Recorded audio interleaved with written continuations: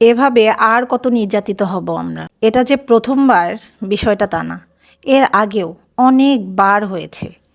কিন্তু আমার কাছে মনে হয় যে ঠিকঠাক পদক্ষেপ নেওয়া হয়নি। যদি পদক্ষেপ নেওয়া হইতো তাহলে এই ধরনের কাজ কোনো শিক্ষক করার আগেও একবার হলেও ভাবত। শাসনের নামে নির্যাতন। নরসিংদীতে ছেলেটার নাম মুজাহিদ, দেখেন কি অবস্থা। গোসল না করায় একজন শিক্ষক কিভাবে একটা স্টুডেন্টকে এইভাবে পেটাইতে পারে। আমরা যখন বাবা মারা একটা সন্তানকে স্কুলে দেই বা মাদ্রাসায় দেই, যেখানেই দেই না কেন, আমরা কিন্তু ভরসা করে দিই, আপনাদের ভরসায় দেই। কিন্তু আপনারা যখন এই ধরনের কাজ করেন তখন আসলে আমাদের ভরসার জায়গাটা না আর থাকে না। এই রোজা, মিস কি তোমাকে ভালোবাসে?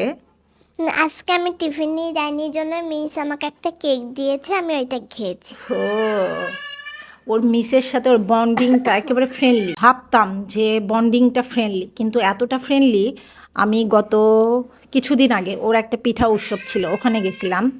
তো যাওয়ার পরে দেখলাম ওর মিসের সাথে এমনভাবে গল্প করতেছে, আমি দেখে অবাক যে আসলে একটা স্টুডেন্ট একটা শিক্ষকের সাথে কিভাবে এতটা ফ্রিলি কথা বলতে পারে।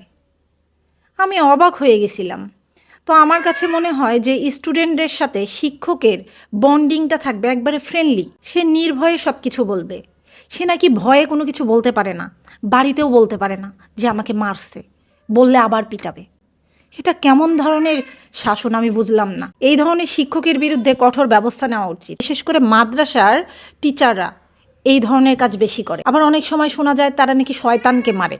শয়তানকে মারতে গেলে বাচ্চার শরীরে আঘাত করতে হবে? শয়তানকে মারার জন্য আমরা দোয়া কালাম এগুলা পড়ি। শয়তানকে মারার জন্য বা শয়তান তাড়ানোর জন্য বাচ্চাকে পিটাইতে হবে, বিষয়টা তো তা না। কিছুদিন আগে আমার হাজবেন্ড একটা ভিডিও করছে, মাদ্রাসায় মানে শিক্ষক ভয় দেখাইছে না কি দেখাইছে, মানে বাচ্চা পালাই গেছে, হারাই গেছে।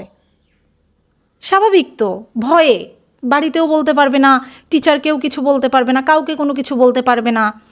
তো এই ভয়ে তো বাচ্চা হারায় যাবে বা পালায় যাবে, এটাই তো স্বাভাবিক। এই ধরনের টিচারের বিরুদ্ধে কঠোর ব্যবস্থা নেওয়া উচিত, যেন পরবর্তীতে এই ধরনের কাজ করার কেউ সাহস না পায়। তীব্র নিন্দা জানাই আমি।